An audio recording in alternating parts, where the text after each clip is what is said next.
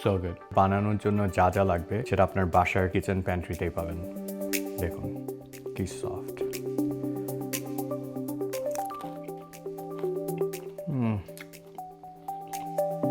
ওকে, so প্রথমে আমরা 4টা মাঝারি সাইজের টমেটোকে চাক করে কেটে নিব। তারপর আমরা 2টো মাঝারি সাইজের বেগুন নিব। বাজার থেকে বেগুন কেনার সময় কখনোই বেশি বড় কিনবেন না। বড়গুলা একটু বিটার থাকে আর ভিতরে অনেক বিচি থাকে, যেটা একটু মসৃণ এবং হাত দিলে একটু শক্ত লাগে, সেই ধরনের বেগুন কেনারই চেষ্টা করবেন।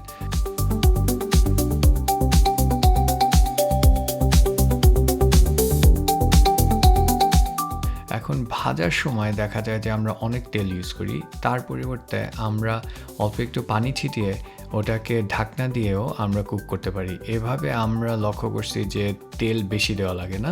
এক পিঠ হয়ে গেলে অন্য পিঠে আমরা 1 টেবিল স্পুনের মতো আবার একটু তেল দিয়ে আবার ঢেকে আমরা এটাকে কুক করব যতক্ষণ এটা সফট হয়।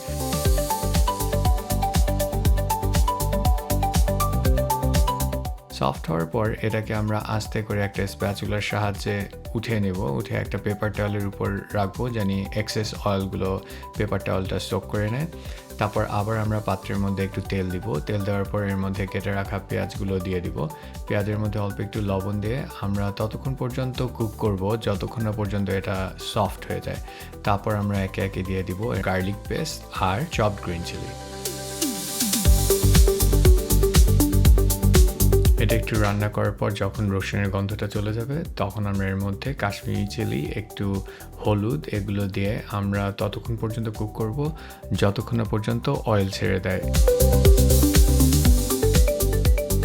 তারপর আমরা আমাদের কেটে রাখা টমেটোগুলো এর মধ্যে দিয়ে দিব, সাথে দিয়ে দিব লবণ দিয়ে আমরা 2-3 মিনিট কুক করব যতক্ষণ না পর্যন্ত এটা সফট হয়ে যায়। তো সফট হয়ে যাওয়ার পর আমরা ভালো করে টমেটোগুলোকে একটু ম্যাশ করে দিব। ম্যাশ করে আবার মশলাগুলোর সাথে ভালো মতো মাখিয়ে নিব। তারপর ঢাকনা দিয়ে 5 মিনিট লো হিটে কুক করতে দেবো, জানি টমেটোটা ভালো মতো রান্না হয়ে যায়। তারপর সামান্য একটু সুগার দিব, কারণ আমার টমেটোটা একটু টক ছিল। যাই হোক, তারপর এর মধ্যে আমাদের বেগুনগুলো দিয়ে আবার 10 মিনিটের জন্য লো হিটে দিব। এই ফাঁকে আমরা একটা পাত্রে একটু দই, সাথে একটু লেবুর রস আর সামান্য একটু লবণ দিয়ে ভালো করে ফেটে নিব, এবং ফেটে নেওয়ার পর আমরা এটা সাইডে রেখে দিব। আমাদের রান্নাও এই ফাঁকে শেষ হয়ে গেছে। এর মধ্যে আমরা ফ্রেশ মিন্ট বা ড্রাইড মিন্ট থাকলে, মানে পুদিনা পাতা থাকলে, এটা গার্নিশের জন্য ছড়িয়ে দিব। এই বেগুনের তরকারিটা ভাত কিংবা রুটির সাথে খেতে অসম্ভব ভাল লাগে, আর আমার মনে হয় সামারে এই ধরনের একটা সাইড ডিশ থাকলে সবাই খুব এনজয় করবে।